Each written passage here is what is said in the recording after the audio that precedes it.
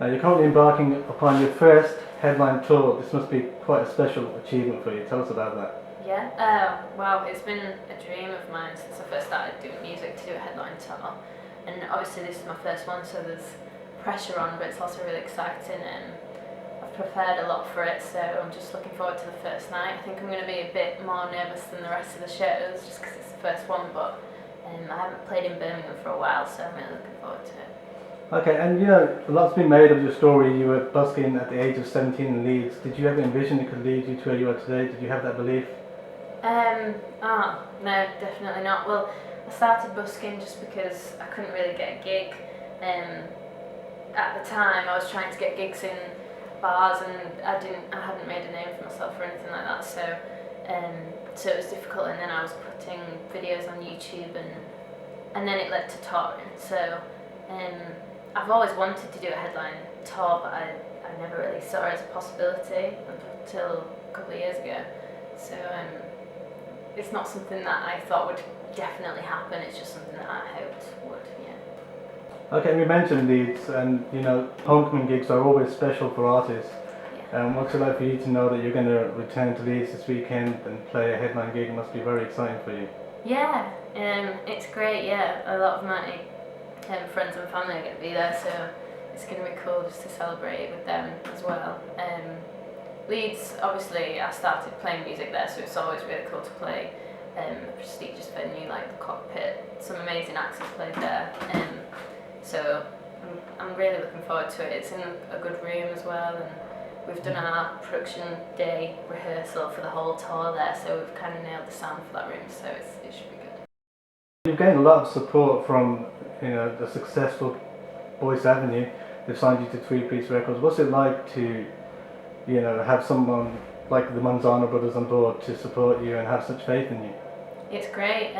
It's great. As I've said in a lot of interviews, it's great to have a label run by musicians, just because they can give you a lot of support and advice on the music side of things. Like, they really care about the music, and like, obviously it's a business, but it's first and foremost about the music and how fans are interacting and how they feel about music that you put out. But it's been really great to work with them. I've loved doing cover collaborations with them as well on YouTube, and they bring in such a diverse, like a really broad range of fans and like ages and everything like that. So it's always really cool to play with them on tour. But it's going to be a little bit scary actually. Like, they're not here. This is one of the first tours that I've done without them. So. And you toured with them. I mean, touring with such a successful and prosperous group. What kind of lessons do you take from that? Just seeing different audiences and cultures. And Yeah. What was that like for you, touring with them throughout last year? It was really good. Ireland was definitely just the travel aspect of it. It was just something that I hadn't experienced before, going on the ferry and stuff with all of our kit. And yeah, I mean, when we did the UK tour in September, it was just really good. Like, I learnt quite a lot of them about stage production and just the whole stagecraft thing, and it's just really good live experience. They have a lot that other artists can learn from them. So it was. Okay, and one of the aspects that's astonishing about you is the amount of views you've amassed on YouTube. Currently, I've been told it's over 15 million. Yeah. And it must fill you with glee to know that you have support from all over the world for the work that you've done. What's that like for you? Well, YouTube's just such an amazing platform for that. I think that's what got me off of just busking on the street and into playing gigs, actually, because people who wouldn't have heard the music, it's kind of the same with busking. Like, people who walk past you, they're not necessarily there to hear you play. They wouldn't have necessarily heard you and found you any other way. And so YouTube's just, I mean, quite a big proportion of my fan base are in Indonesia and the Philippines. Wow. So that's just, I've never been there. I've never been anywhere near there. It'd be amazing to perform there someday. So yeah, it's just been brilliant to be able to share the music like that.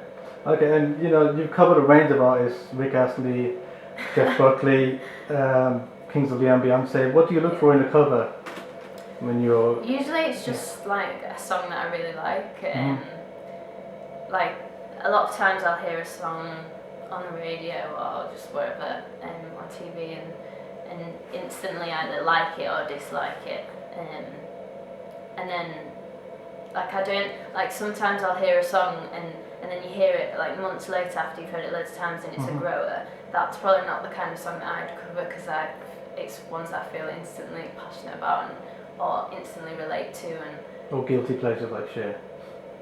Cher, is it a guilty pleasure though, or is it just a pleasure? Like she's great. Like that song was so cool.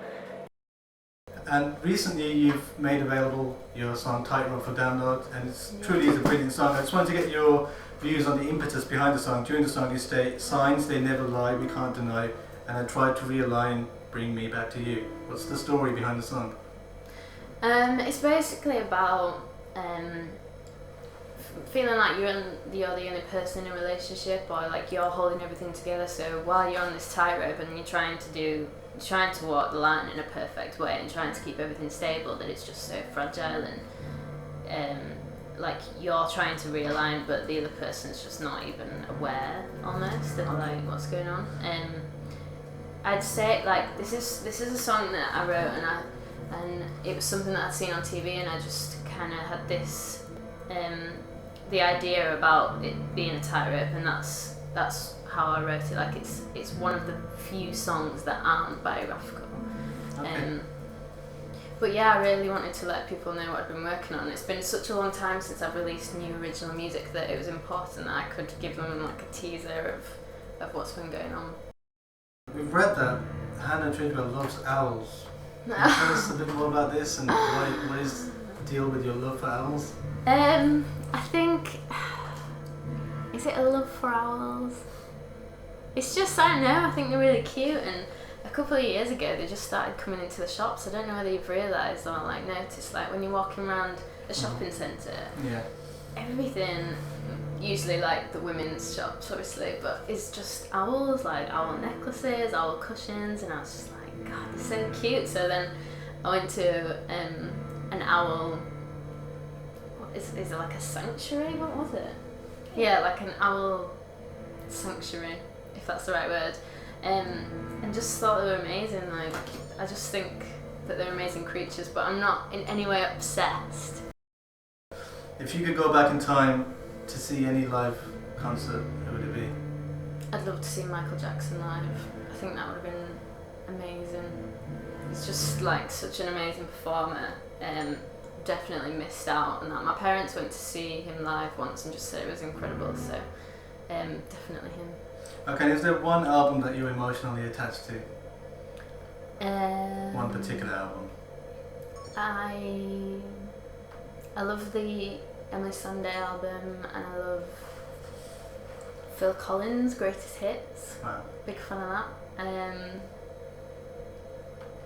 There are a few albums, like I remember every time I listen to Red Hot Chili Peppers it just reminds me of being in Austria, because I went climbing like mountains and hills and stuff with my family years ago, and that was all I listened to. So albums like that where they just trigger off a memory, that's the kind of thing that stays with me.